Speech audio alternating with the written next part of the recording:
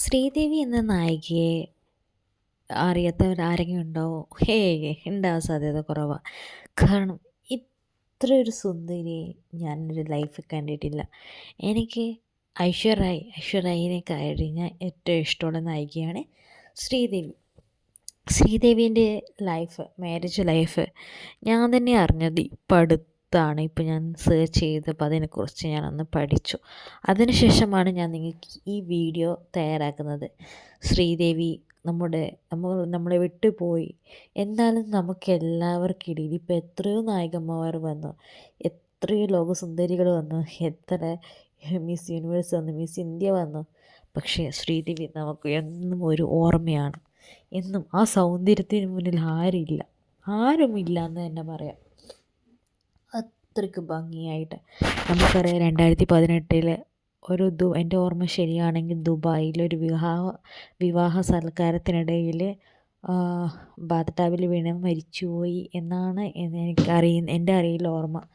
Okay, നമുക്കതൊക്കെ അറിയാം. അതൊക്കെ വിട്ടെ, നമുക്കറിയാം ശ്രീദേവി സിനിമകളിലേക്ക് 1963 ആ കാലഘട്ടങ്ങളിലായിരുന്നു സിനിമയിലേക്ക് വന്നത്. അന്നേരം 2018 വരെ സിനിമകളിലുണ്ടായിരുന്നു ഈ ശ്രീദേവിയുടെ ഫസ്റ്റ് പ്രണയം എന്ന് പറഞ്ഞാൽ മിഥുൽ ചക്രവർത്തിയായിട്ടാണ്. അപ്പം അവർ ഭയങ്കര നല്ലൊരു റിലേഷൻഷിപ്പൊക്കെ ആയിരുന്നു അവർ തമ്മിലുണ്ടായിരുന്നത്. പിന്നെ ആ റിലേഷൻഷിപ്പിൽ ചില വിള്ളലുകളൊക്കെ വന്നു, അറിയാമല്ലോ.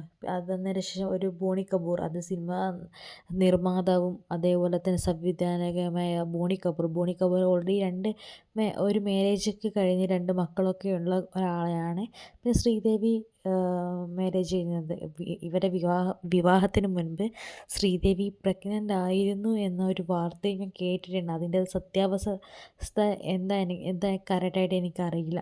നമുക്ക് പിന്നെ അവർക്ക് 2 സുന്ദരി മക്കളുണ്ടായി. ഖുഷി കപൂറും അത് നമ്മൾ ജാൻവി കപൂറാണ് നല്ല മക്കളാണ്, നല്ല സുന്ദരി മക്കളാണ്. എന്നാലും അമ്മയുടെ ഒരു സൗന്ദര്യത്തിൻ്റെ തീവ്രത നമുക്ക് കിട്ടിയിട്ടില്ല എന്ന് തന്നെ പറയും. കാരണം അവരെ റീപ്ലേസ് ചെയ്യാൻ ആരുമില്ല. ചില ഇന്നത്തെ നടിമാരൊക്കെ കുറേ ഉണ്ട്, പക്ഷെ നമുക്ക് അവരൊക്കെ റീപ്ലേസ് ചെയ്യാൻ പറ്റും. പക്ഷേ ഈ ശ്രീദേവീനെ ഒന്നും നമുക്കൊരിക്കലും റീപ്ലേസ് ചെയ്യാൻ പറ്റില്ല.